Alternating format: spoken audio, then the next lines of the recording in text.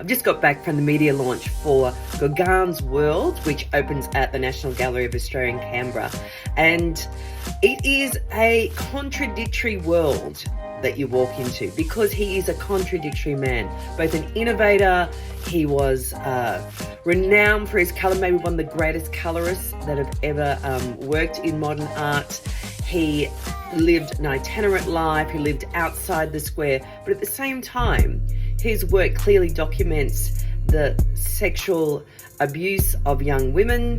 He fathered children to young women under the age of 14. So there's a real massive issue with both him, and it's innate to the work. Artists like Gauguin placing that on them, that male gaze, that male consideration, that they're sexual objects of desire.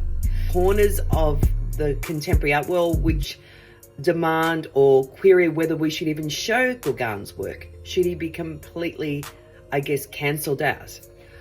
My feelings on this is, if you take this work off the wall, you are then taking that conversation out of the public domain.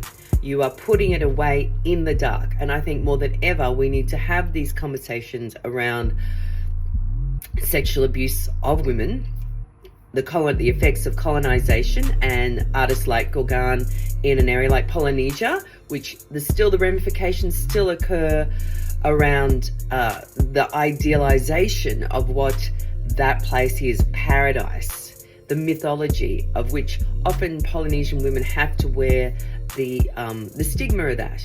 So the way the gallery has dealt with this is, I've got to say, I completely think is amazing. So it's been led by First Nations people, Rosanna Raymond in Savage Club, which opens up the VAR, which is a space in which we can all commune and I guess understand each other better. Also, there's a fantastic podcast by Josefina, which really delves into this side of Gauguin's life and the impacts it has had on women, Polynesian women, and the world's perspective on the culture and the people of Polynesia. I think it's really valuable that we are having these discussions, and, a problematic history matched with a strong contemporary art